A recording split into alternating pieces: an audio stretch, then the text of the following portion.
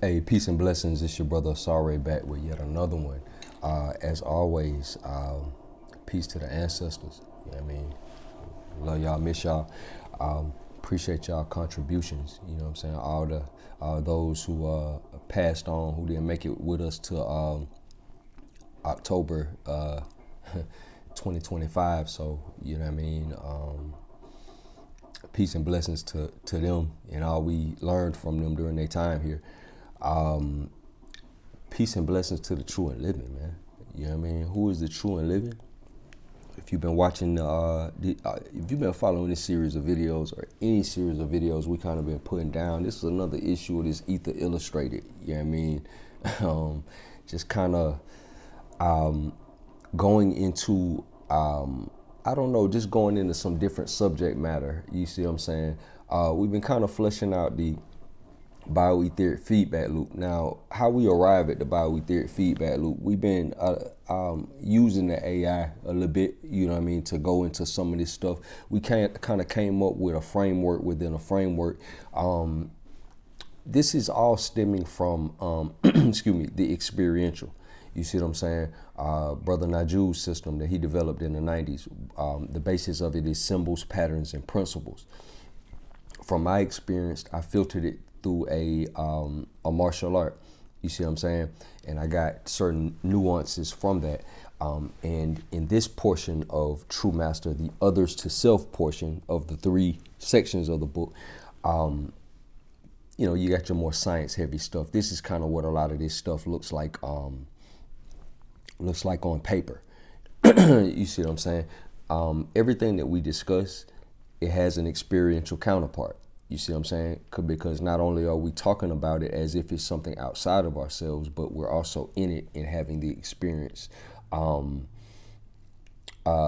alongside that. So with Ether Illustrated, we just go over the bio-etheric engineering of certain spiritual systems. Just we're putting the bio-etheric feedback loop through its paces. We will explore the governance of ancient civilizations as they were aware of the bio-etheric feedback loop, and they govern their civilizations with things like karma in mind.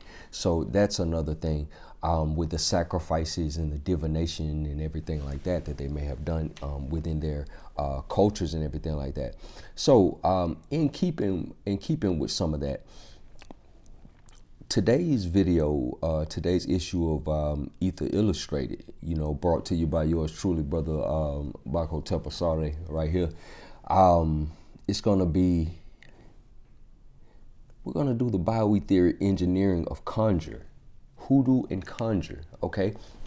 So if anybody's not familiar, kind of like how we even arrive at this, when you get into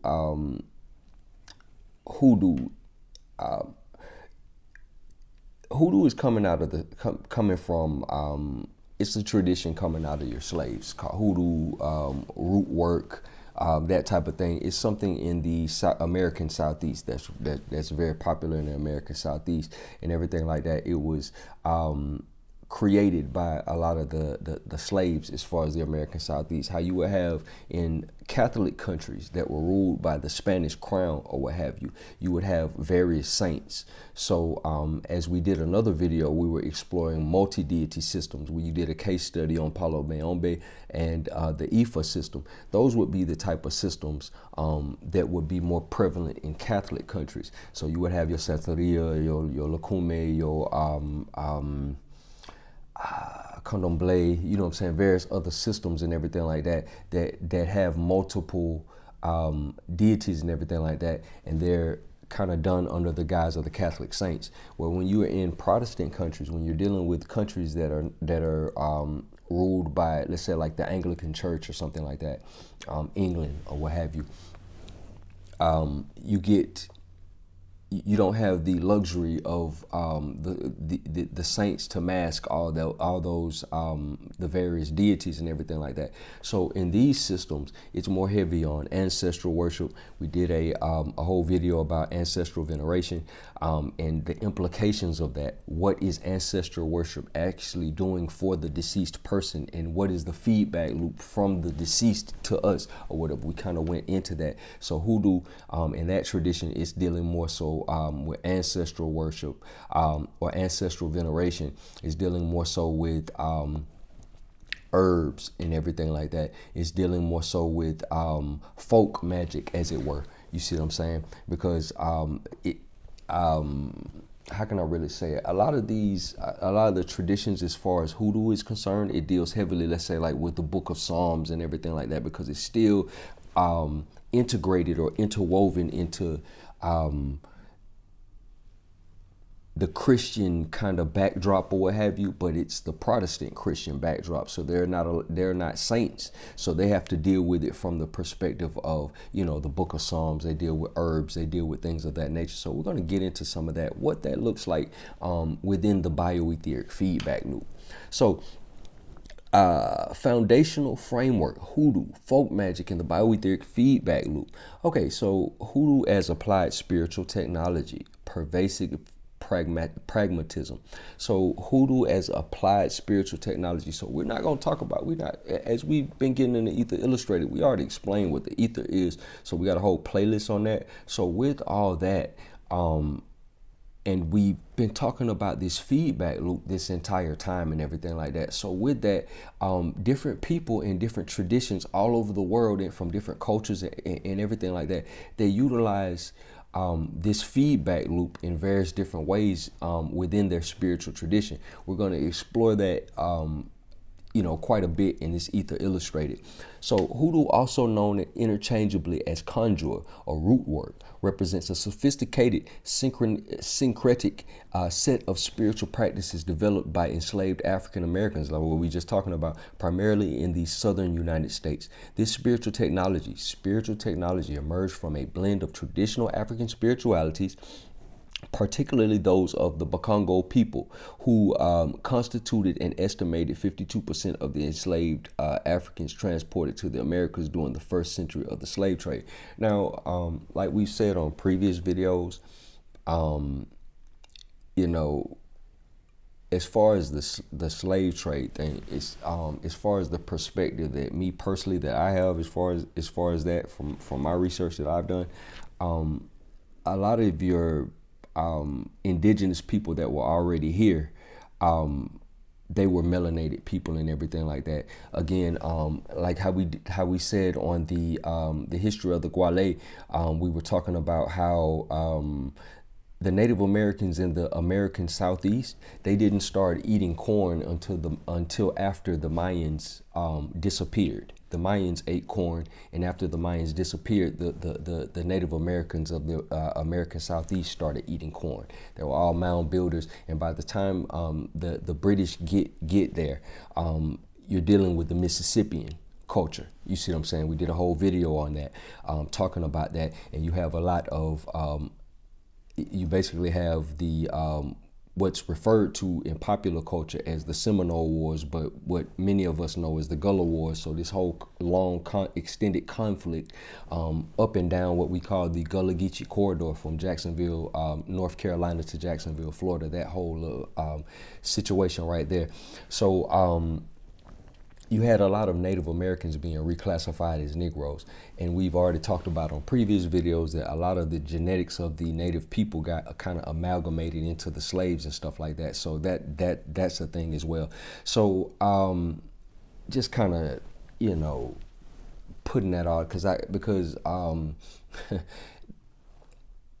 how can I really say, I really, for the benefit of my younger listeners, I really don't like to inundate them with the slave narrative too much. I mean, it's a thing, But you know, me personally, I grew up watching slave movies. They slaved us to death. You know what I'm saying? So with slave movies and everything like that. So I mean, that's duly noted. You know what I'm saying? So we always bring out the other little nuances so we don't get so caught up in that, because that breeds an inferiority complex in my young gods, and we don't need that. So anyway, that's my in video rant for today. You know what I'm saying? Hope y'all enjoyed that. Cheers. Okay, so Native American botanical knowledge and elements drawn from Abrahamic religions such as Protestantism and Catholicism, mainly Protestantism, because we're talking about the American Southeast and we're talking about the British and their intervention in that. So practice, because you're going to have the British, the French, you're going to have the British, the French, and the Spanish who are going to interact in America in different phases. Okay, so practitioners, often referred to as root workers or conjure doctors, utilize this system as a means of engaging directly with metaphysical forces to achieve material results. Okay, engaging directly with metaphysical forces to achieve material results. Now, we've already talked about acausal connections and all that type of stuff like that, so we don't have to go back over that. Acausal connections is something that Carl Jung talked about. There are two distinguishable layers of reality and everything like that, or how reality functions. The linear perspective, A plus B equals C. You see what I'm saying? I was hungry, I made a sandwich and I ate it, I was no longer hungry. A plus B equals C. And then you have acausal things. I thought about Sarah and she called me, that type thing.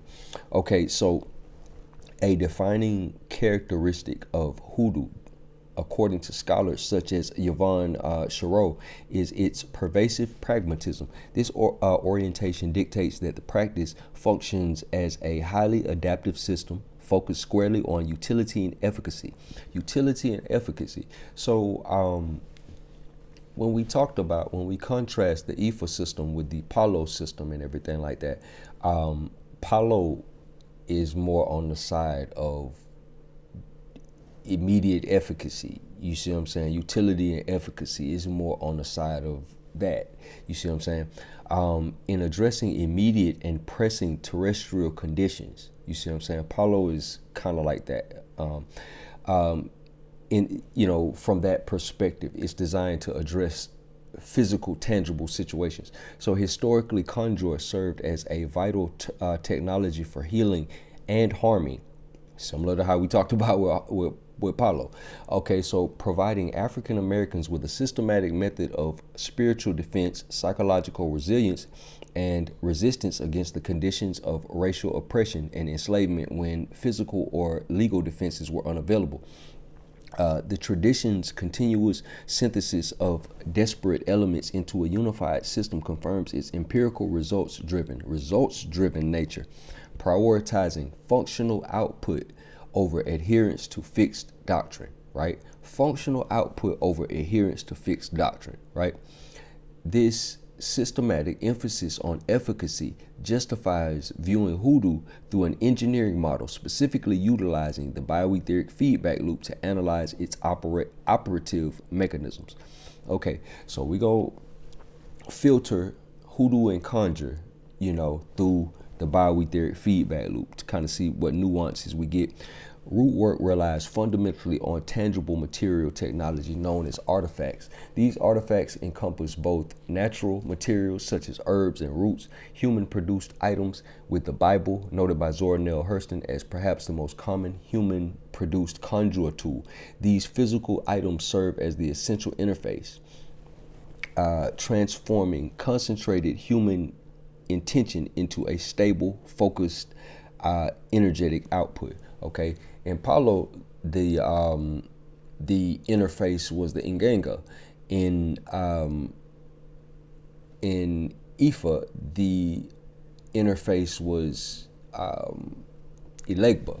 You see what I'm saying? So in various different systems, these different the interface, You're dealing with different things to interface with the energy and stuff like that. We talked about how the altar or the shrine functions as an interface. In Christianity, Jesus would be the interface. You see what I'm saying?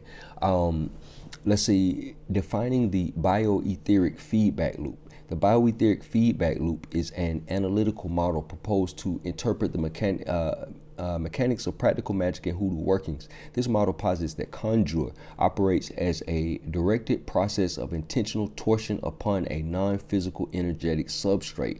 Intentional torsion upon a non-physical energetic substrate. So, kind of pausing right there.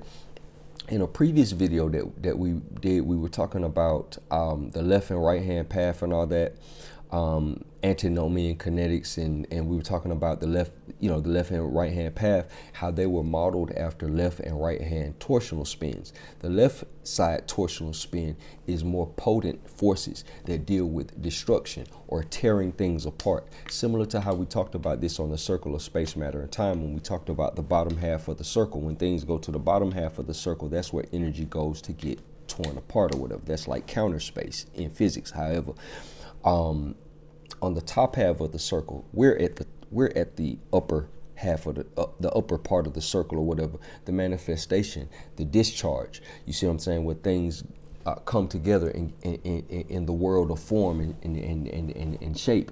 You see what I'm saying? Let me see here.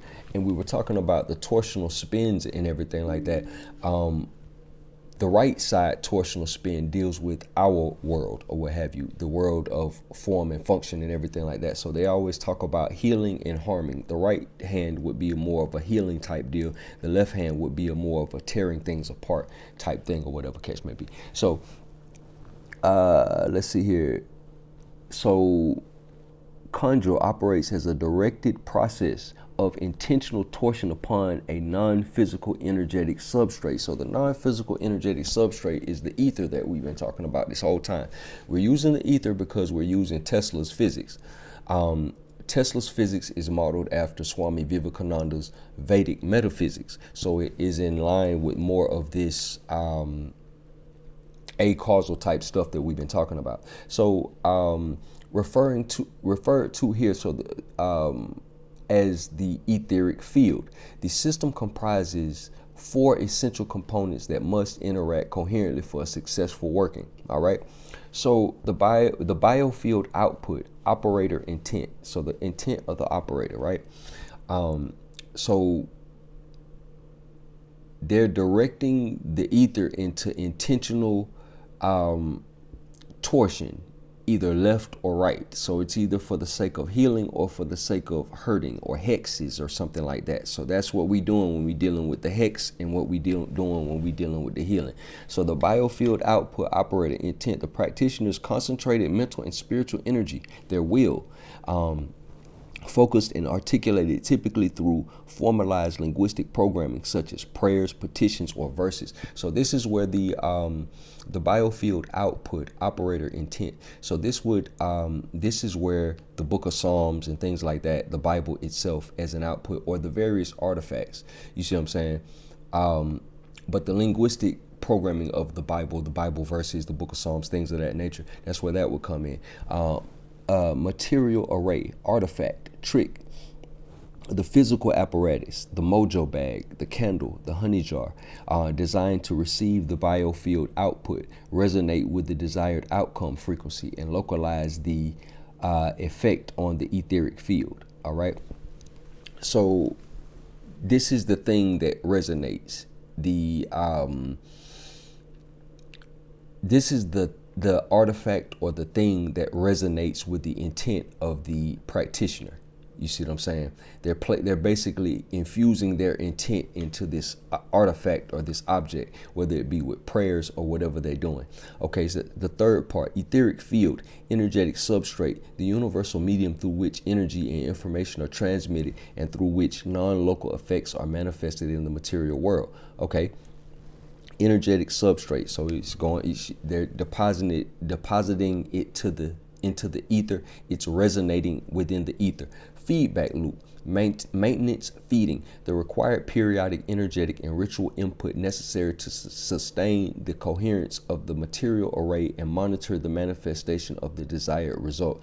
So, in the sense of, let's say, like if it's talking about, let's say, like a honey jar or something like that. Honey jars are typically used, let's say, like if somebody's trying to do like a money spell or something of that nature. So what it's saying, required periodic, energetic input and energetic and ritual input necessary to sustain the coherence of the material array.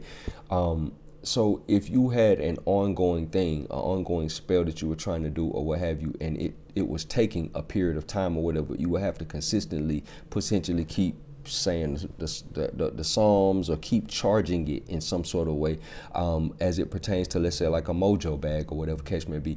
It's a temporary resonator of a particular type of frequency. It's going to have certain herbs and things like that inside of the bag or whatever case may be, and you would have to keep either refreshing it with new herbs or keep, let's say, like doing whatever ritual you did to charge it up again. So basically what we're looking at, what that just described, the operator intent, the artifact, the energetic substrate, and the maintenance and feeding, is basically talking about some sort of resonator, whether it be a honey jar, whether it be a mojo bag, whether it be a candle or something of that nature. Is talking about some sort of temporary resonator within the ether. That's what would be built right there. The core functional goal of the Bio-Aetheric Feedback Loop model, as applied to Conjure, is the targeted manipulation or informational torsion of the etheric field.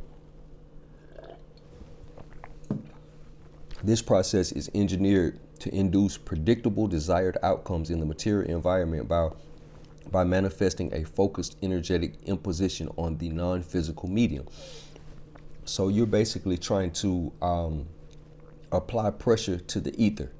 You're applying pressure to the ether, as far as with your honey jar, as far as with your candle, as far as with your mojo bag, whatever you have going on, whatever artifact that is being used in this context.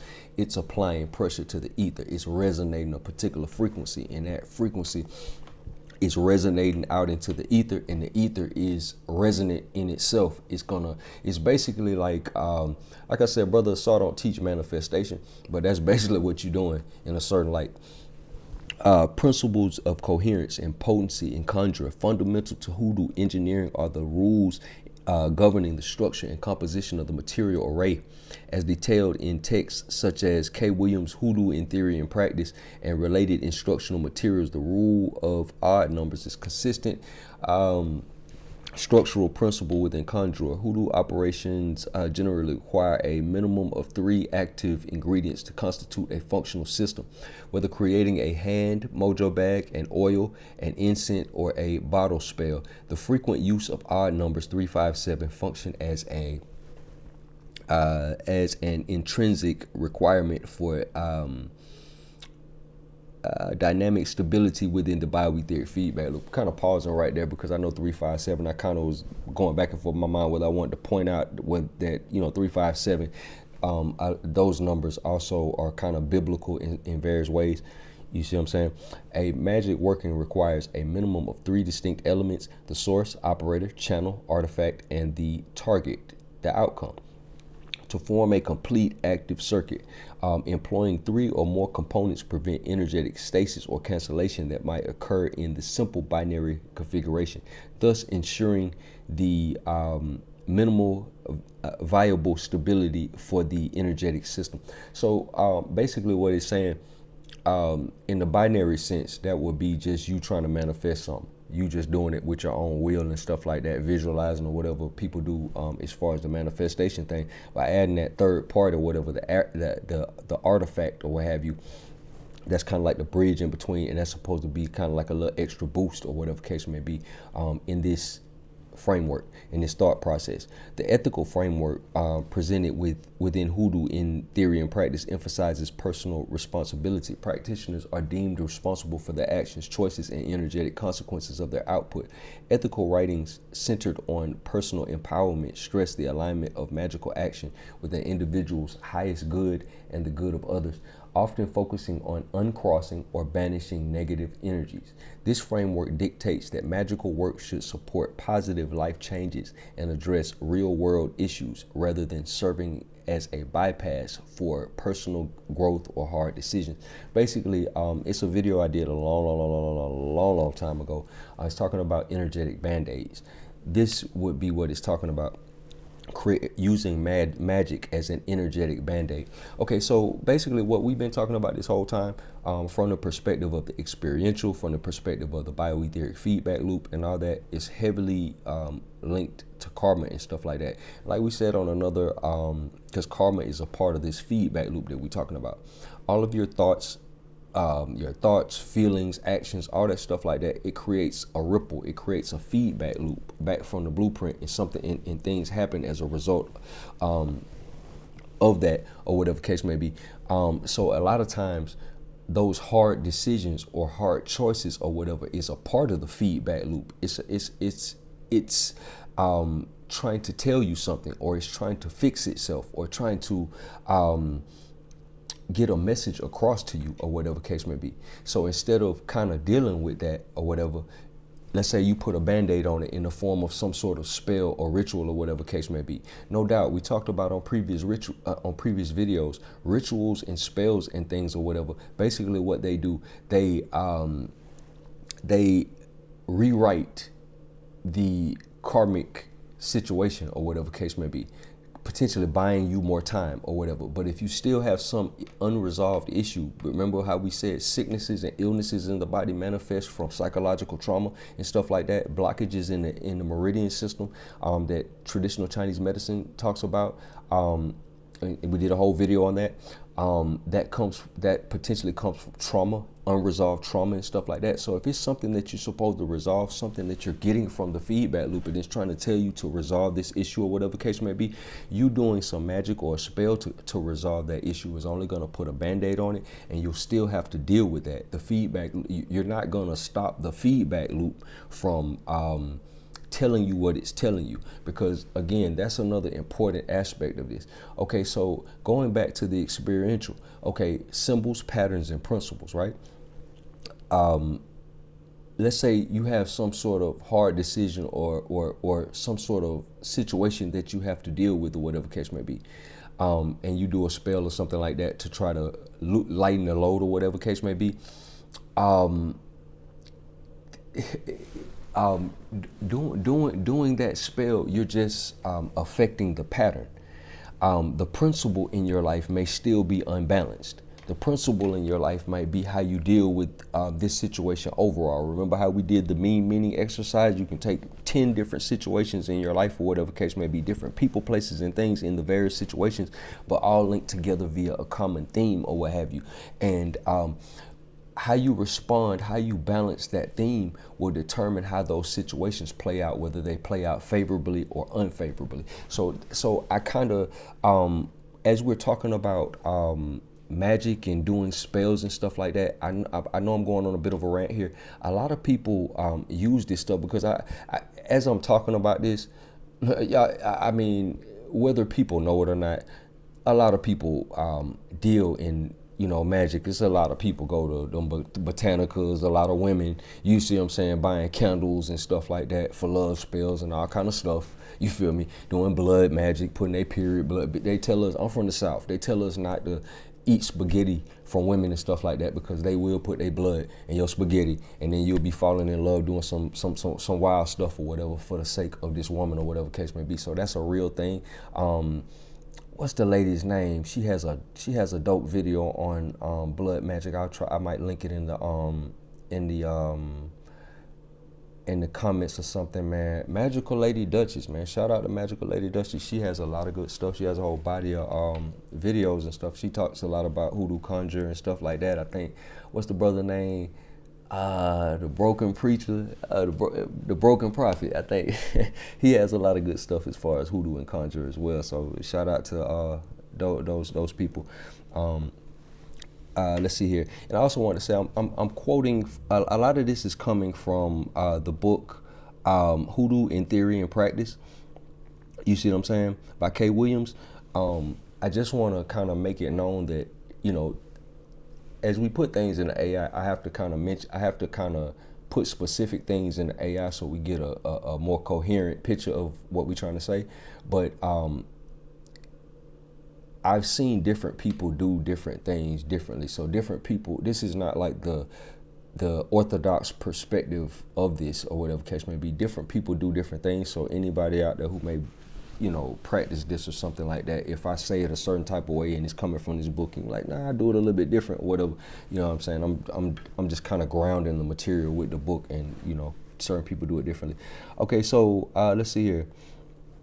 This framework dictates that magical work should support positive life changes and address real world problems. Yeah, that's why I went on my rant. Okay, so the verse corpus of core practices, including candle dressing, spiritual cleansing bath, mojo baths, petition papers, and the recitation of Psalms. When we talk about the book of Psalms, is real big. Serve as formalized protocols within the Bio-Aetheric Feedback Loop. These methods are systematic procedures for channeling and stabilizing the practitioner's intent for maximal effect. Okay, so the artifacts stabilize the person's intent. So instead of just trying to manifest something straight up, like I'm gonna just, you know, visualize this Ferrari or something, however it may go, they use an artifact to channel that intent, and that artifact acts as a somewhat of a battery to resonate that particular intent within the ether. Yeah. So Bio-Aetheric feedback hardware, the role of sympathetic and botanical materials, artifact sourcing, literacy, and material resonance. In the context of the Bio-Aetheric feedback loop, the Conjure artifacts are hardware components, meticulously fixed or charged to align with specific intentions.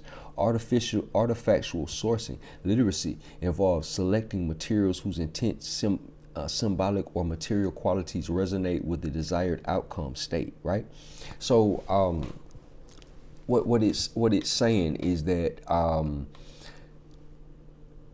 if you're trying to do to use planetary analogies, if you're trying to do a spell to Venus, if you look up the magical properties of plants or herbs and everything like that, if you're trying to do a love spell, let's say, like, hypothetically, you would utilize Venus or plants that are associated with the Venus planetary influence, that type of thing.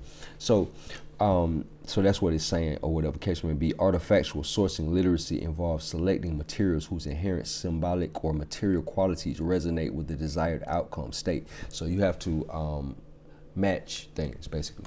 For example, hoodoo doll created for wealth should be covered in green fabric, while one for protection should use white fabric, and materials for justice might use brown fabric. So basically, so when it says stuff like that, the colors have a symbolic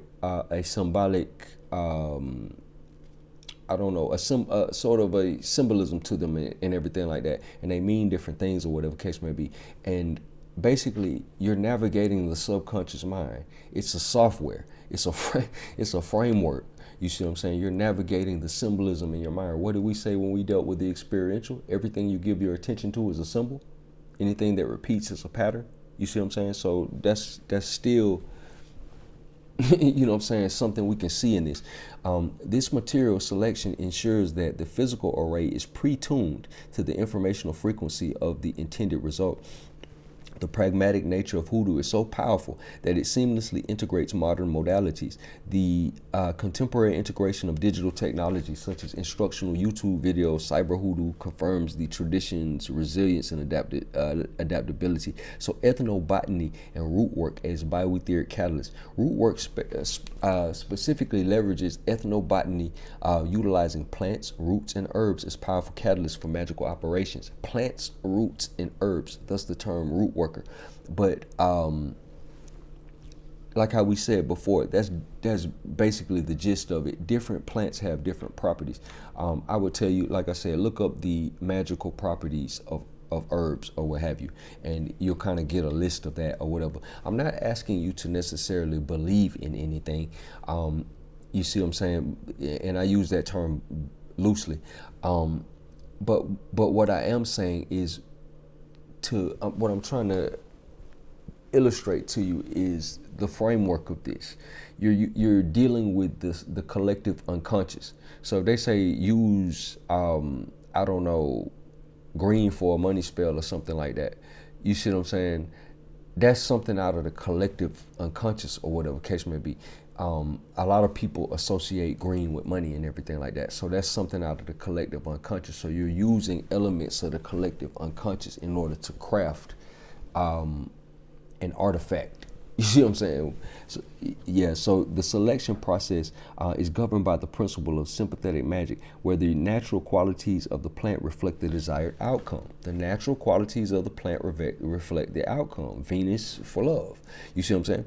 For example, the natural sweetness and stickiness of honey are utilized in honey jar shells as the sympathetic binding agent to attract closeness and harmony in relationship. It's a symbolic thing. Honey attracting closeness and harmony and everything like that, the stickiness of honey and everything like that. So it's a symbolic value in it, or whatever case may be. Okay, so specific plants are so in tapping into this symbolic aspect of honey or whatever case may be. You're bleeding into what we're dealing with this acausal type of stuff or whatever. It's not being viewed as a literal thing. It's taking on more of a symbolic tone or whatever. So you're bridging this into the subconscious mind. You're creating things. You're basically, in the words of True Master, you're communicating in the language of situations backwards. You see what I'm saying? Specific plants are employed for their energetic signatures. Dill is revered as the money herb. Basil attracts prosperity, and John the Conqueror is used for power and defense, with roots tracing back to Congo tradition, emphasizing the utilization of plants, animals, and human elements in spiritual work. Now, when we talked about Palo, Palo goes back to the Congo as well. So, candle burning and dressing, directed elemental emissions. Candle burning, often termed setting lights, is a key ritual in Hoodoo, providing a mechanism for sustained, focused elemental emissions. The candle serves as a controlled time release generator for biofield output. The method of dressing the candle determines the polarity of the energetic work. Right? The method of dressing the candle determines the polarity of the energetic work. Okay, so attraction, drawing work, positive polarity. You're drawing things to you to draw things such as money, love, or health. Candle is dressed, anointed with oils and herbs, starting from the base and working upward toward the wick. This directs energy flow upward. Still a symbolic gesture, the language of situations. You're using the language of situations in your within the ritual of dressing the candle. You see what I'm saying? You see them up, like you're drawing something up. This directs the energy flow upward, pulling the desired result toward the practitioner, toward you. So that's a symbolic gesture that you're doing, or whatever, as in the language of situations, or whatever case may be. Repulsion or banishing work. And see, this also corresponds to, let's say, like phases of the moon and certain astrological elections and things like that will make this even more potent, as like we talked about with our video on Vastu Shastra, Feng Shui and all that.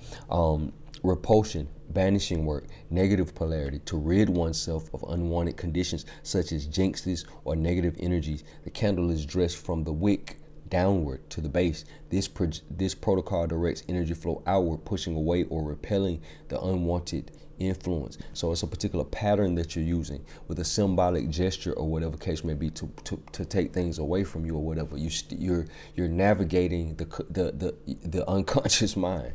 You see what I'm saying? It's very unassuming. It's something that looks very simple, but basically as we break this down and we get into the bio-etheric engineering of it, that's what you're actually doing. So bio-targeting systems, physical concern, and DNA as fractal antenna. Okay, so the principle of energetic linkage, contagion.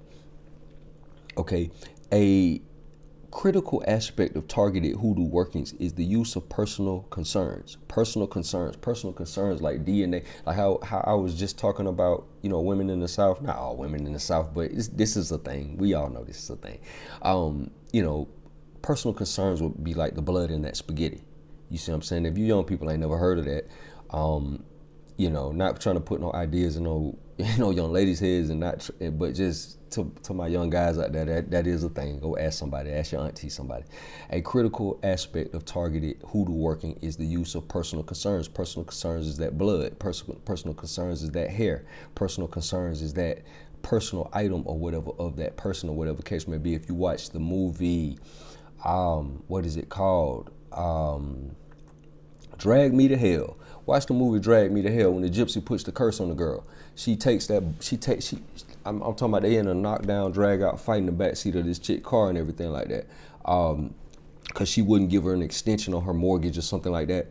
She's the lady at the bank and everything like that. I'm talking about this lady, you know what I'm saying? They going in, they fighting, they fighting tooth and nail and everything. And at the end of the fight or whatever, the old lady, all she wanted to do, she takes a single button off this lady's coat or whatever, breathes on it, and she does a spell. That's another personal concern, which are items intrinsically linked to the targeted victim, right? So Drag Me to Hell, check that out. It's an older movie, not old, but older. These materials, which can include clothing, footprints, or effigies molded in the target's image, serve as vital target coordinates.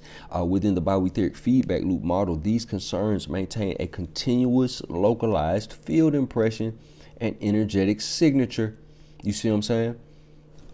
That allows the spell's focused informational packet, be it intentional torsion in a hex or attraction in a love spell, to bypass generalized field effects and target the specific individual with high precision. Okay, now where else have we seen this? Where else have we seen something like this?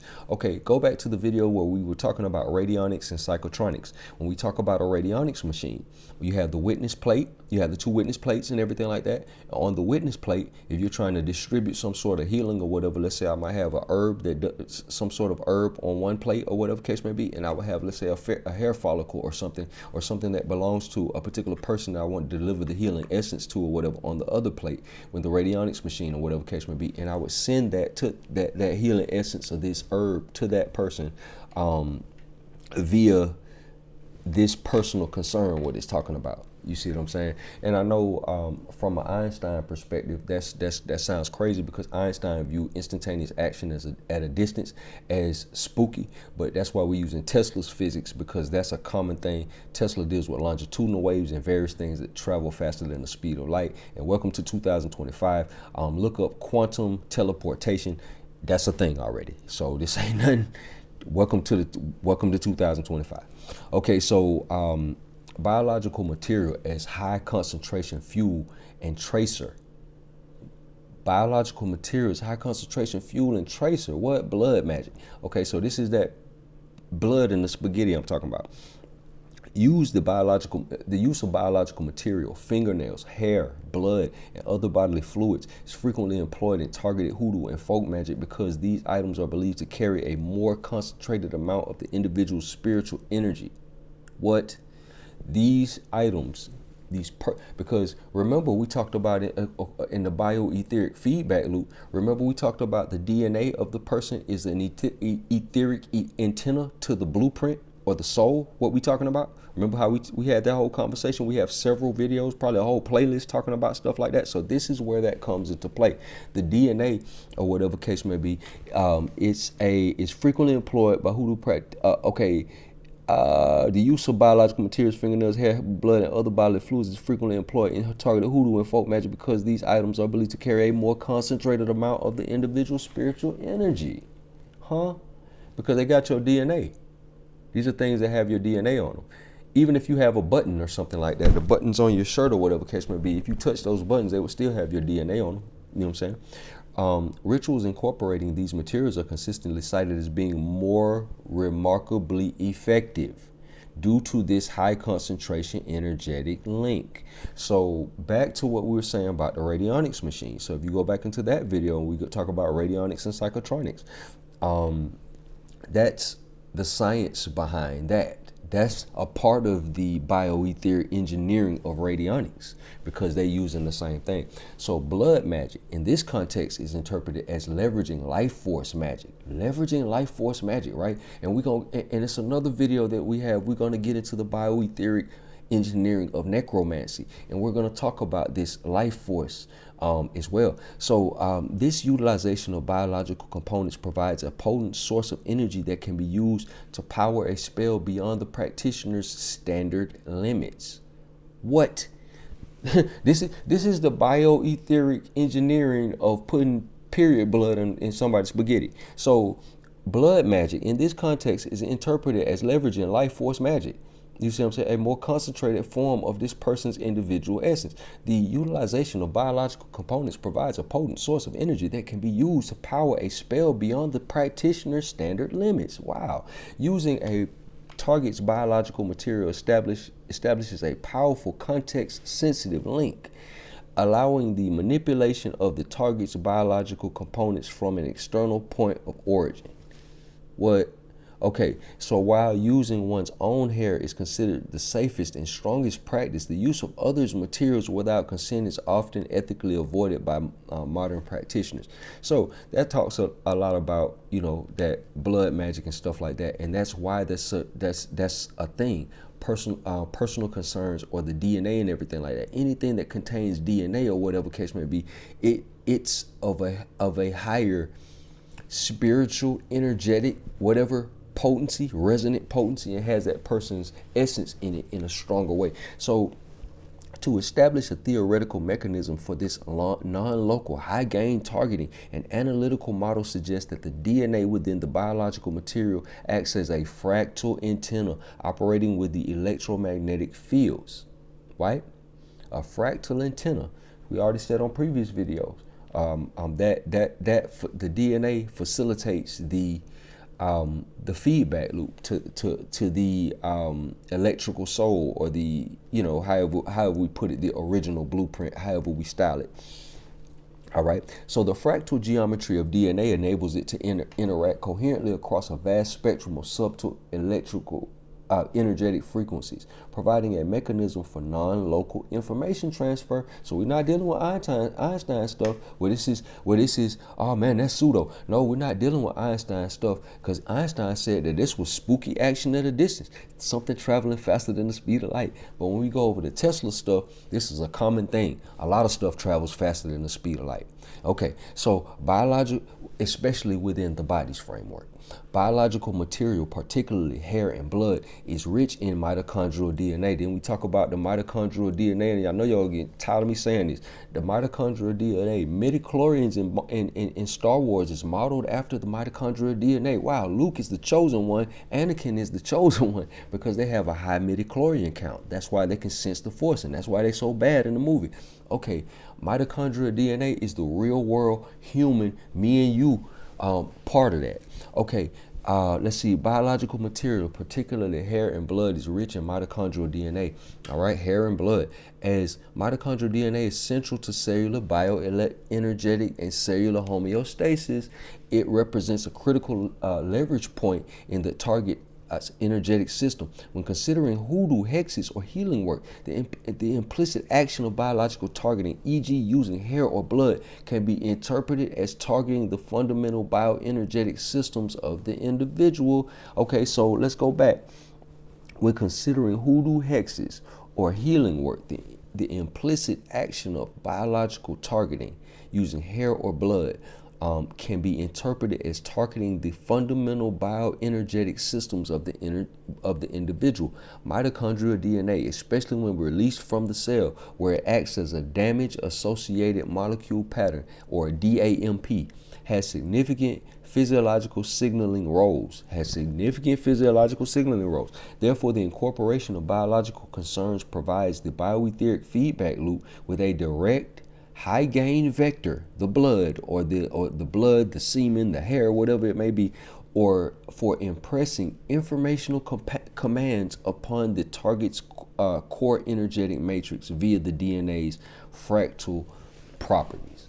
So basically, hair, fingernails, blood, and stuff like that can be used or is used in these particular workings and things like that to kind of like create a remote control type of situation or whatever, and enhance the potency of whatever of whoever is kind of doing it. So biological material, let's see, fingernails, hair and fingernails, concentrated spiritual energy, identified link, high density source of mitochondrial DNA, stable fractal antenna structure for long range targeting, bloody body fluids, penetration of potentiation of spell work, life force infusion, high concentration of biological markers, direct access to cellular bioenergetic mitochondrial DNA signaling. Okay, clothing, possessions. Remember we talked about drag me to hell and this button that the gypsy took.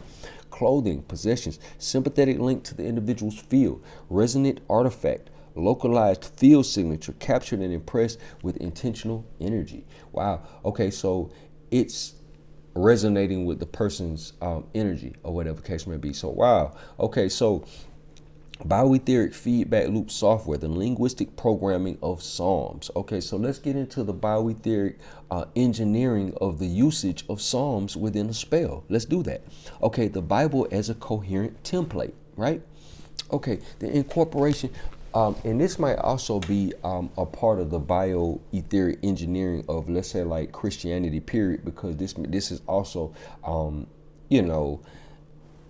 you getting into some crazy stuff, you might have caught a case, your mama praying for you and stuff. She might not, she ain't into none of this stuff, but just the intentionality of the person potentially saying certain verses in the Bible, if they read the Bible or not, or whatever case may be. Remember we talked about the left and right hand path. The left hand path is like a high risk, high reward type of situation over a short period of time or whatever. Where the right hand path is slow and steady over a period of time. So if you have a old person, elder, praying for you, you feel me? All my young gods out there, you know what I'm saying? You got the grandmama praying for you, or whoever praying for you, that holds weight. You see what I'm saying? Because she been going to church 40, 50 years and stuff like that. And whatever she believes in, you see what I'm saying? We, in this day and time, we put out a lot of this information for the benefit of my young gods, so we can kind of raise the bar a little bit as far as,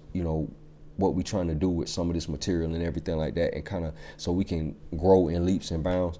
But the world view and everything like that, grandmama and all them possess and everything like that, they may not be into none of this stuff I'm talking about, Bio-Aetheric Feedback Loop or none of that stuff like that. But their sheer intentionality and the sheer amount of time that they've been dealing with what they've been dealing with holds weight. When grandmama pray for you, it hold weight. You feel me? When mama pray for you, it hold weight. So this is the same thing or whatever case may be. So in our discourse about this, I know, and this is another rant for the day, I know that a lot of times when we, when we learn new things or whatever case may be, we may feel betrayed or feel scammed or whatever by our previous thought process. You see what I'm saying? It's like the first phase of this thing coming to so-called consciousness is anger. You're gonna lash out at those that you feel like are a representation of what betrayed you or whatever case may be. Over time, years and years of time, you go through several other phases, and eventually you get a level of tolerance and everything like that for people who may have a different ideology than you. You see what I'm saying? Me personally, on this platform, I try not to say whether I agree or disagree with any of my peers. You see what I'm saying? I try to, I try to spread love. It's all love. You see what I'm saying? I don't agree with everybody's ideology, but at the same time, I acknowledge you in your lane. You play your role or whatever. You play your position and everything like that. You may be in position to do things that I can't do or whatever case may be. It's all about the collective. So, I'm not really going to do too much talking about people on this. You will not really hear me talk about people. Go back through all the videos that I have on this. Rarely do I ever talk about people because, you know what I'm saying, that's not what we're trying to do. Yeah. So, and that was my rant, another rant, ladies and gentlemen. So the Bible is a coherent template. The incorporation of the King James Bible, particularly the Book of Psalms, is a hallmark of hoodoo and American folk magic as articulated by Zora Neale Hurston. The Bible is treated not just as a sacred text, but as a greater conjurer book, as the greatest conjurer book in the world. As the greatest conjurer book in the world, signifying its critical role as a technological resource. It is viewed from this framework as a technological resource, right? Within the Bio-Aetheric Feedback Loop model, the Book of Psalms operates as a tested database of high coherence linguistic commands, right? So then we say you have something like that in Palo. You see what I'm saying? Where you draw the sigils on the ground and everything like that. Voodoo has something similar to that. In Palo, it's more so connected to the Nginga or the cauldron and everything like that, and it manages the energy within the cauldron or whatever, the sigils on the ground or whatever case may be. In the Ifa system or whatever, the Odus kind of are of a similar function as this or whatever case may be. In this, the Book of Psalms, in this Bio-Aetheric engineering of this particular thought process of this particular tradition, the Book of Psalms kind of plays the role that the Odus played within Ifa. Now, it's not of a diagnostic nature as far as like the Odus is concerned or what have you. However, the Book of Psalms kind of creates like a command base, similar to how the sigils in Palo kind of play that role. Within the Bio-Aetheric Feedback Loop model, the Psalms operate as a tested database of high coherence linguistic commands. The verses provide highly formalized, structured linguistic templates that stabilize and intensely focus the practitioner's biofield output intention. So the prayers in the Book of Psalms, they focus the intention of the practitioner. And the thing about it is, when you're reading something like that, that's hundreds of years old, you see what I'm saying? Thousands of years old, however it may go. Older texts and stuff like that, they're more entrenched in the collective field or whatever, because they're older. So older and popular, I'll say. Popular stuff is entrenched in the field, and older stuff has had a longer time in the field. So recitation or inscription of a chosen psalm during a ritual acts as a form of symbolic programming, ensuring that the informational command packet is impressed upon the etheric field with maximum structural stability. Okay, recitation or inscription of a chosen psalm during a ritual act as a form of symbolic programming. Now, with the Book of Psalms, if you go through the Book of Psalms, like I can go grab my Book of Psalms or my Bible. My Book of Psalms is marked all up. It has all the function. Every prayer has a function in the Book of Psalms. Every verse, every chapter has a function. It does something. You see what I'm saying? Functional mapping of imprecations and petitions, right? Hoodoo practice assigns precise pragmatic function to nearly every psalm, like I just said, categorizing their usage based on whether the intention is to attract, repel, or repair. This operational taxonomy transforms the psalms into specific spiritual tools used to target predefined outcomes, right? So in the engineering of hoodoo, that's what psalms is used for. You see what I'm saying? It's a similar function that it's a similar function with the sigils in Palo. It's a similar function with the Odus in Ifa. It's a similar function in Christianity in general. The Book of Psalms will have a similar function or whatever.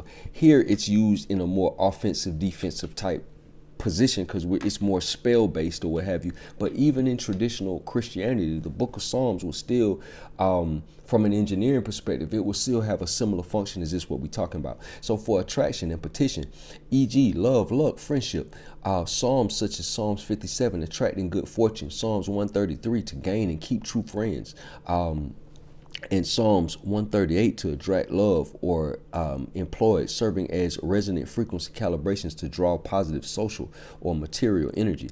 For repulsion and negation, e.g. hex removal, banishing evil spirits, Psalms like Psalms 59 against evil possession, and Psalms 100 to conquer unknown enemies are utilized. The imprecatory Psalms, those evoking divine curses or vengeance, are particularly significant.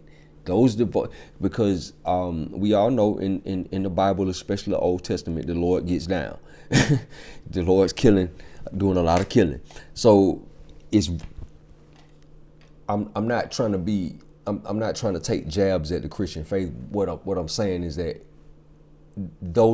that's a verse in a book. That verse can double as one of these linguistic programmings, what we're talking about. They provide practitioners with a doctrinal mechanism for executing intentional torsion, cursing, hexing, while framing the action as alignment with divine justice, right? Because you got God doing it. Or the angels doing it, so it's framed with divine justice. You see what I'm saying? Even slavery was supported by the Bible, framed with divine justice. So just because it got God in the background, in the backdrop, doesn't mean that you can't hex somebody unjustifiably or do something good or evil or what have you. It's not. The good and evil part is in the intention of the person. We're talking about torsion fields, left and right hand spin or whatever. Destructive forces that break things down are left. Forces that stabilize and heal things are right. So we're not dealing so much with good and evil. The good and evil is in the individual. You see what I'm saying? And they're the person who does, who is issuing the input into the feedback loop. Okay, thereby migrating psychological or spiritual dissonance for the operator. For healing and biofield repair, verses are used as a direct instruction set. Examples include reciting Psalm 6:2 for healing aching bones, or Psalms 144 to accelerate the healing of broken bones. This demonstrates the Psalms function as direct localized stabilization and accelerating commands for the target's biofield. All right, let's see here. It lists some Psalms. I think we went over most of them. Applied Bio-Aetheric field engineering, common Conjure workings. Okay, so we kind of rounding it out. I know that we've been running for a little minute. Mojo bags, hands, portable etheric resonators, a mojo bag. You see what I'm saying? Mojo bags, also known as hands, tobies, or gris, are the quintessential example of a portable etheric resonator in Hoodoo. Okay, then we say that the Nginga Impalo is basically a reactor. It's like the super version of, it's like a super altar basically. So this is like a mini altar or a mini something similar, a mini resonator. It's not even an altar, it's like a mini resonator. You see what I'm saying? These small flannel sacks, typically red, but colors vary according to intent, are meticulously constructed to act as little spirit houses or containers for focused ongoing energy. They are charged by combining an odd number of ingredients, herbs, roots, stones, petitions, and personal concerns that correspond energetically to the goal of love, money, protection. The process of assembly combined with prayer and verbal command is the act of quickening, transforming the artifact into a living entity designed to continuously attract the desired outcome. Yeah, so it's funny when I say transforming the artifact into a living entity. The word homunculus popped into my mind, but that's a whole nother conversation. Might do a video about that, but that's a whole nother conversation. Not even gonna bog it down with that. Okay, so feedback loop. Yeah, a homunculus is basically a little person that's grown and stuff like that, or whatever. Yeah, an artificial person, or whatever case may be, or a human artificial. You see what I'm saying?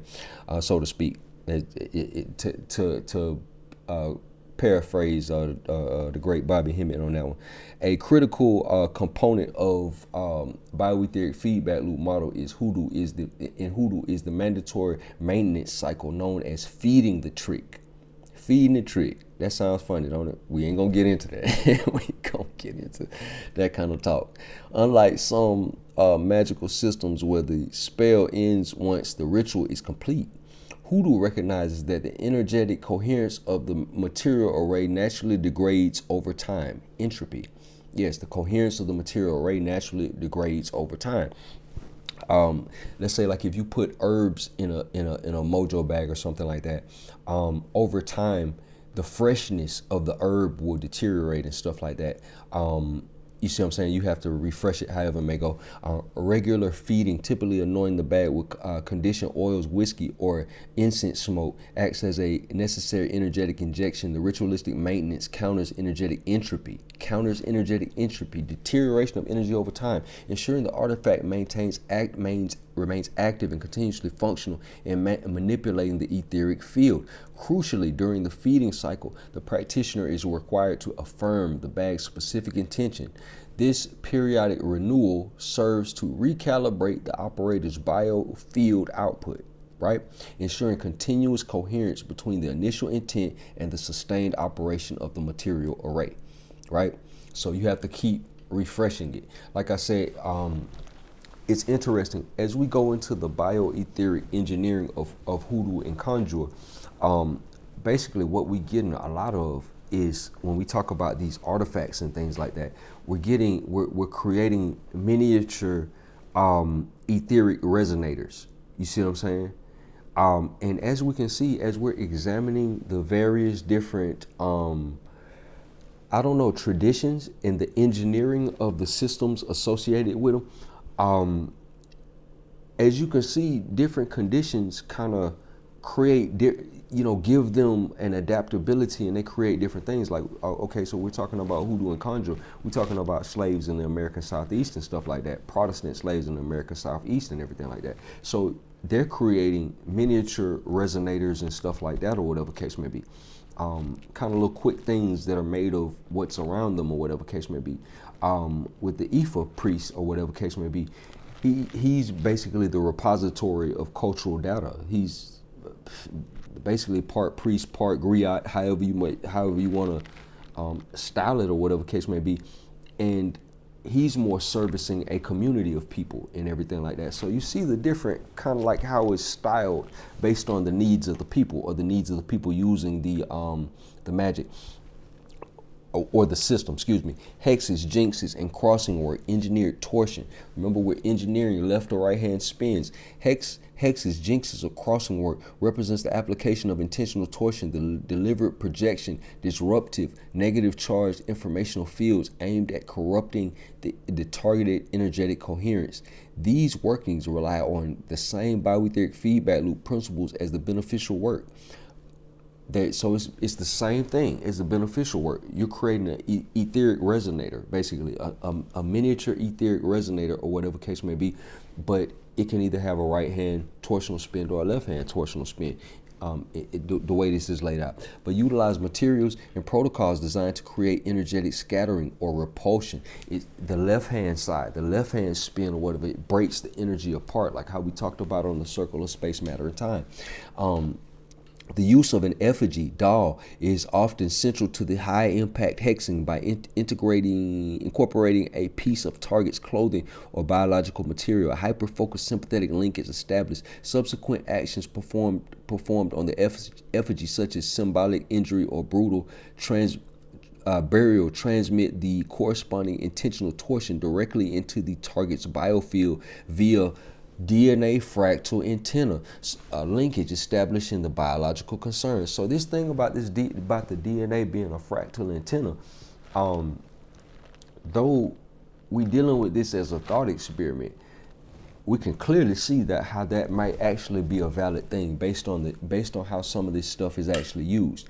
Okay, so other materials such as cinders used in banishing spells are deployed as agents of movement, initiating punishing or explosive actions. against the target. Love and prosperity spells, sweetening and drawing.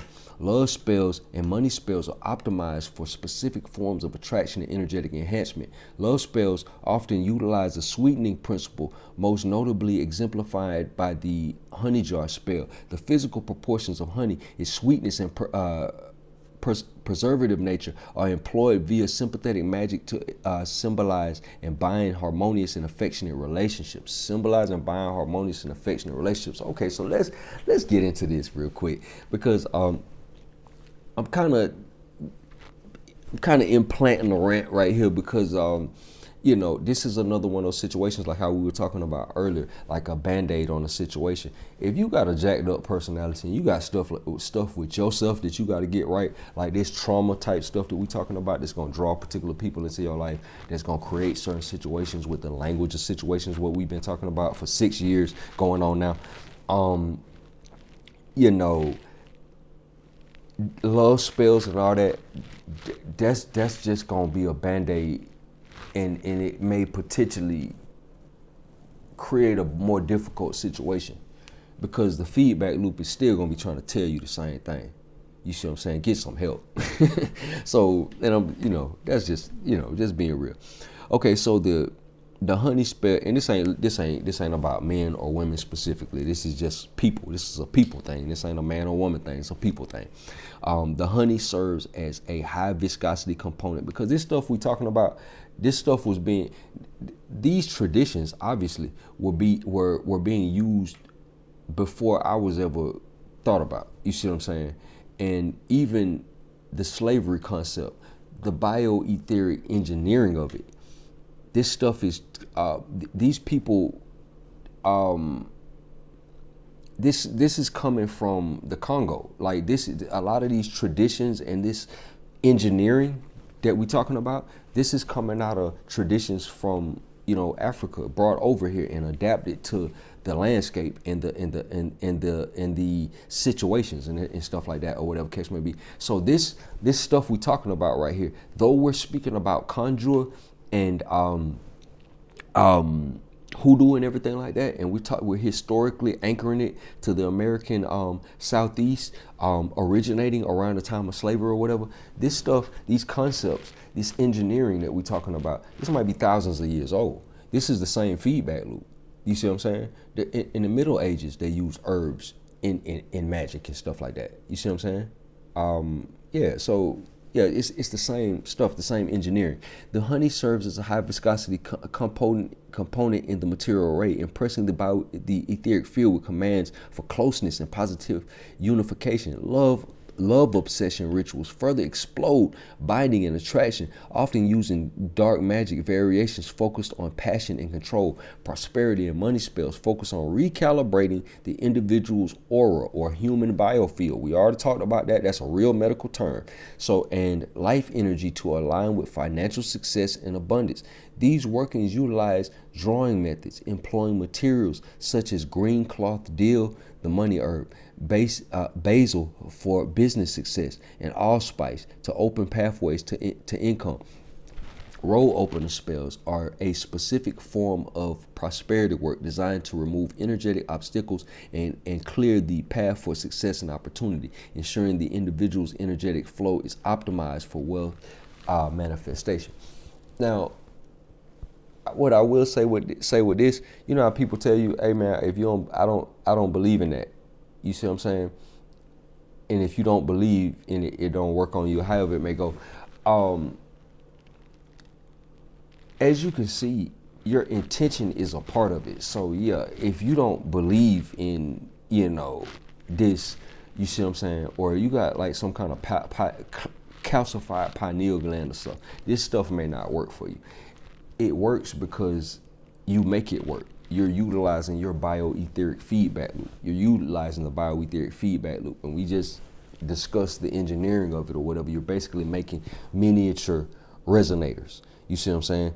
You may not have they may not have had the luxury of, you know, I don't know, having a large cauldron or something, like in the sense of like Paulo, or they may not have had access to that engineering right there. That might not have been practical for what they had going on in those times, or whatever case may be. They adapted with miniature resonators in the form of mojo bags, candles, and things of that nature, or whatever. But this is just going into like the bioetheric engineering of this stuff, so we can kind of see how different spiritual systems work, why the people did the different things that they did. So the conclusion is synthesis and implications of the bioetheric mechanics, recapitulation of the Conjure Bio-Aetheric Feedback Loop model. The detailed analysis of Hoodoo demonstrates that the tradition operates as a sophisticated, systematic technology optimized for practical terrestrial outcomes. Because remember, didn't we just say the radionics machine works off of a similar concept with the personal concerns and things of that nature? The framework of the bioetheric feedback loop successfully models the mechanism concentrated biofield output intent, often linguistically structured via psalms, right? It's channeled through a material array, artifacts, herbs, personal concerns that act as a resonant frequency tuner. Resonant frequency tuner. The psalms do. You see what I'm saying? Act as a resonant frequency tuner and focusing lens. Talking about the psalms and the artifact. This system projects directed informational torsion onto the etheric field to manifest results in the material world. Now, it's funny.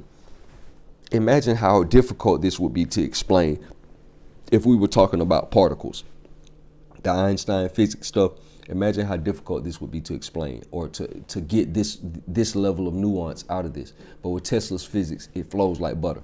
So key to the system integrity and persistence is the strict maintenance protocol, exemplifying the feeding of the mojo bag. And when we get into the necromancy thing, we're going to talk about feeding. How that feeding also works, which acts as a necessary counter-entropic energy injection, ensuring continuous field manifestation. Ethical dynamics and energetic consequences. The Hoodoo tradition emphasizes on the practitioner's personal responsibility for their actions. Accountability can be interpreted through the bioetheric feedback loop lens as a fundamental principle of system engineering. While some practitioners align with the do not harm principle, the tradition's core strength lies in its ability to execute pragmatic outcomes, including intentional torsion against enemies. So it's basically, how can I really say,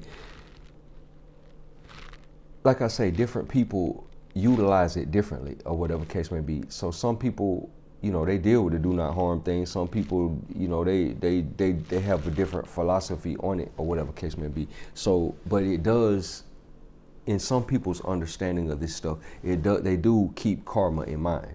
You see what I'm saying? Karma is in mind, or how this stuff comes back. It is in mind, the feedback loop of when you do certain things. The underlying physical dynamic is that the bioetheric feedback loop functions as a closed loop. Any highly concentrated energy and information introduced into the etheric field by the operator, whether beneficial or malicious, creates a corresponding wave that is inherently linked to the source of its creation through the biofield output. Consequently, the consequences of a working are dictated not by external moral judgment, but by the natural principles of energetic return and informational stability. Okay, the consequences of a working are dictated not by external moral judgment, but by natural principles of energetic return and informational stability, right?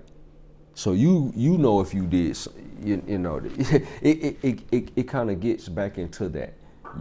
If you did something to somebody unjustified, you're gonna know, and it's gonna affect the energy that's put into the feedback loop, and it's gonna come back a certain kind of way. If you did it and you feel like it was justified or whatever, it's gonna come back a certain kind of way. Remember, even how we think and feel contributes to this feedback loop. So introducing unstable or malicious inputs, poorly conceived or excessively vengeful hexes significantly increase the risk of system instability or unwanted feedback recoil. From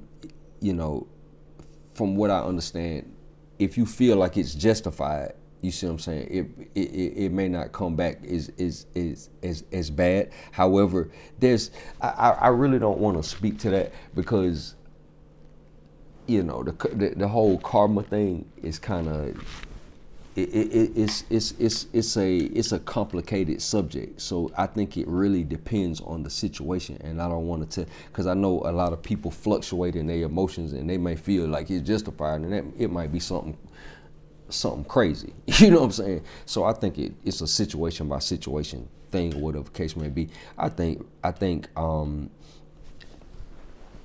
say it like this: in discussing all this stuff, or whatever the case may be, I'm not trying to admonish anybody to engage in any magic. I know a lot of y'all do this stuff anyway, so I'm just speaking to it.